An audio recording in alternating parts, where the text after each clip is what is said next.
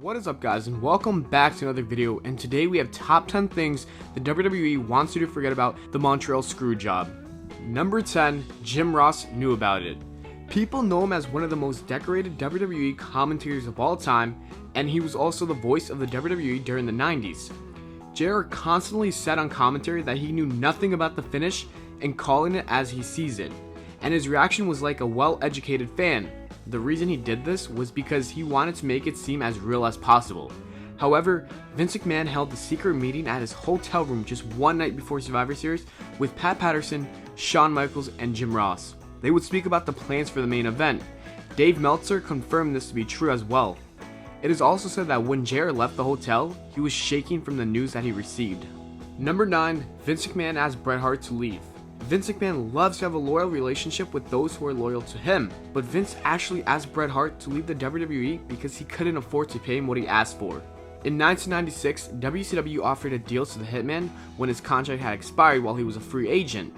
WCW made Bret an amazing deal of $2.8 million per year for 3 years, which was no way in hell going to be matched by Vince McMahon, but Bret Hart wanted to stay, and he wanted a 20-year contract. So over time, he makes more money than WCW and stays loyal. It was a win-win for everybody. Vince asked Bret if he could change his contract so he could take a pay cut. Bret did not like the idea one bit, so Vince told him he might as well leave. He told Bret that he would be doing the company a favor by going to WCW. Number 8, Triple H knew about it. Triple H helped come up with the finish of Shawn Michaels versus Bret Hart at Survivor Series.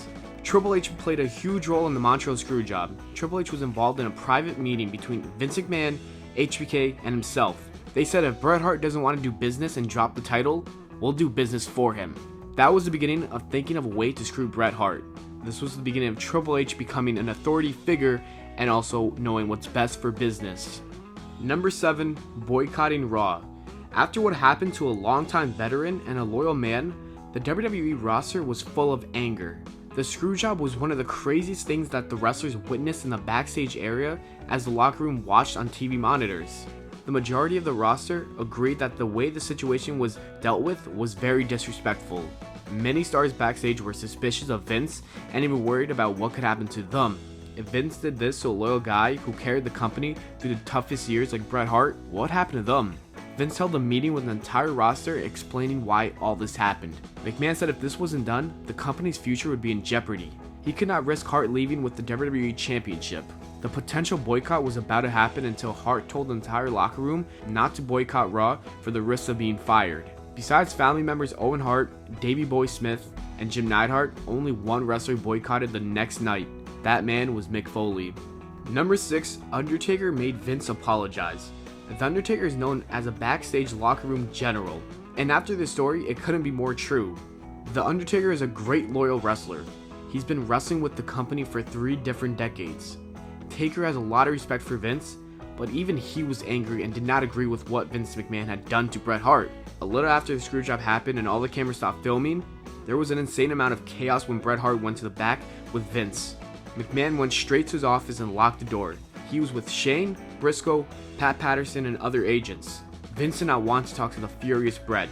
No one would get Vince to open the door until the Undertaker would bang on the door. Taker eventually got him to come out and face Bret like a man and apologize and try to make things right. Number 5, Shawn Michaels heat. Shawn Michaels had to deal with a lot of resentment from WWE crowds, and worst of all crowds were in Canada. Always hearing "you screwed Bret" chants even many years later. HBK didn't care too much about the crowds as the wrestlers in the back. When Vince McMahon had a talent-only meeting, he was making it clear it was 100% of his fault and wanted the heat. But you can't hate the man that's writing your check. So all the heat would fall onto his partner in crime, Shawn Michaels. Shawn Michaels would say in interviews that after the Screwjob, he could feel the hatred people had towards him, and he became very paranoid. In the locker room, he was even afraid to be in the dressing rooms alone. Number 4, lying about Bret's contract. The Raw after Survivor Series, Vince McMahon wanted to say his side of the story with the infamous Bret screwed Bret promo. And Vince talked in depth about the incident on his point of view. It was much different from the usual scripted storylines. Vince spoke about Bret Hart's 20-year deal, with the first 3 years of being an active wrestler. Those first 3 years, he quotes, Bret would be paid $3 million a year. It was actually $1.5 million per year. Number 3, Shane McMahon's involvement. As soon as the Screwjob was done, BRET made his way backstage wanting answers and to beat up Vince McMahon.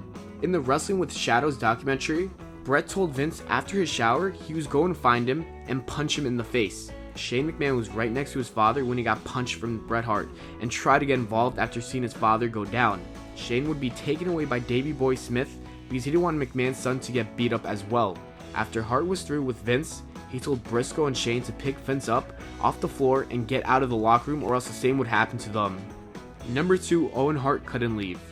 After what happened at Survivor Series 1997, you would think that if you're close with Bret Hart or even related to the guy, you'd be fired.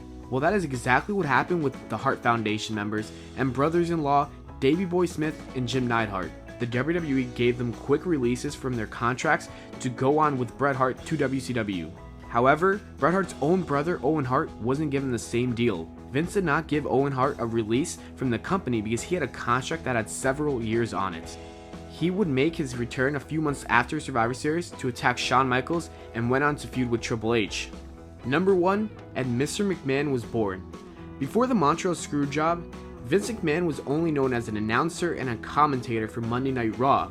The Montreal Screwjob created the Vince McMahon character, who was a huge heel as the owner and CEO of the WWE. While Vince tried to be professional and explain his actions on his Bret Screwed Bret segment, fans viewed it as him trying to be an asshole about the whole situation. Vince decided that, well, they hate me, let me embrace this heat. He would use it to turn himself into a villain character who abused the power he had. Therefore, Mr. McMahon was born out of the Screwjob.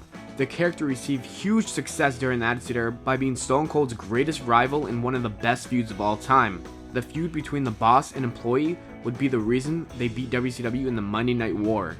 If the Montreal Screwjob never happened, who knows if the WWE would still be here right now. As always, thanks for watching the video, guys. I hope you all enjoyed. If you did, don't forget to leave a like and subscribe for more. Also, don't forget to follow me on Twitter at WWE Pllana. Also, check out my other channel, Official Life Facts. Take care and spike your hair.